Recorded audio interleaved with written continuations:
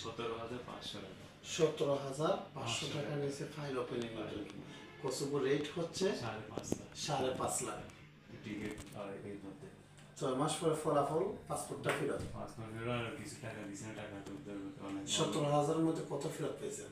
ওটা ফেরতে পাই না। তারপর আবার মেডিকেল প্রয়োজন ছিল না, মেডিকেল করাইছে 10,500 টাকা। এদিকে হলো 17 আর এদিকে হলো 10,500। এখন ফেরত 6 মাস পরে ফেরত কত পাইছেন? ফেরত 1 লাখ টাকা পাইছি। ওকে, ওইগুলোর ফান নাই। ওগুলো পাই। ইন্নালিল্লাহ। চিন্তা করেন যে কসুবোতে মাত্র 5,50,000 টাকা যাওয়ার সুযোগ, তার মধ্যে 17,000 টাকা ফাইল ওপেনিং, জানি না এটা কোন খাতে নেওয়া হয়, এবং মেডিকেলের টাকা। পরে জানতে পারলাম যে যারা পড়ছে এখানে মেডিকেলের প্রয়োজন নেই।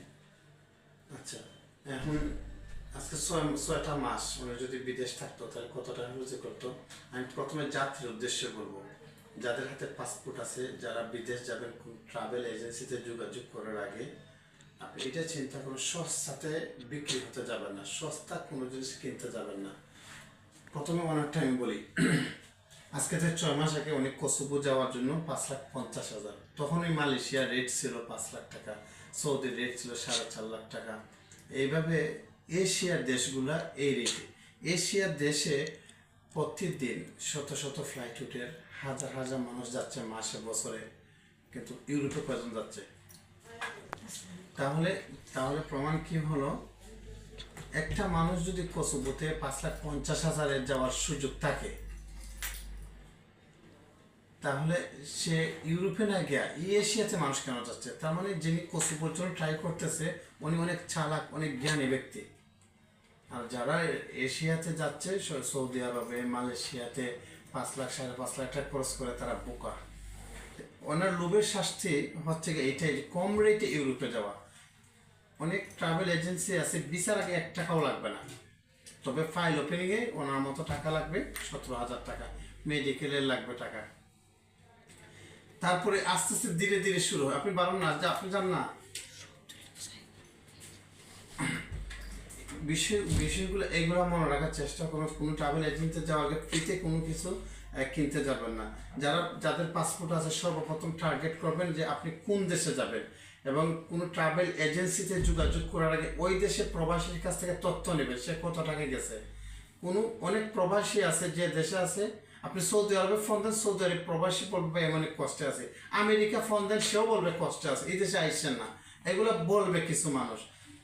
ওই ব্যক্তি কিভাবে থাকে, কিন্তু আমি গেলে সমস্যা, এইটাতে পাত্তা দিবেন না।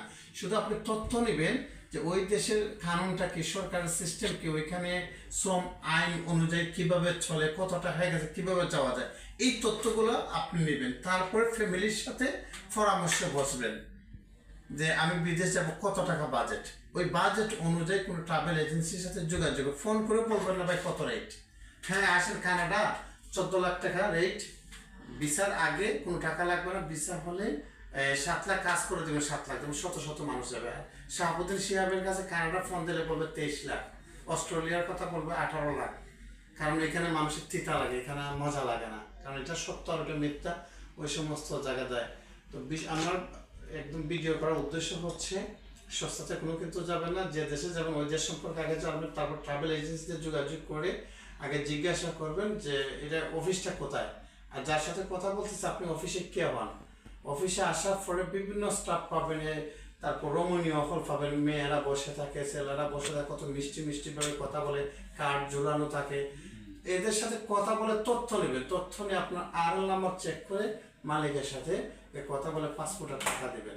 কারণ আজকে যদি আমার কাছে আপনি পাসপোর্ট এবং টাকা দেন, কালকে আমি চাকরি চলে গেলাম বা অন্য একটা অফার পেলাম, আমি কাজে চলে যাব, তখন আপনার কি হবে?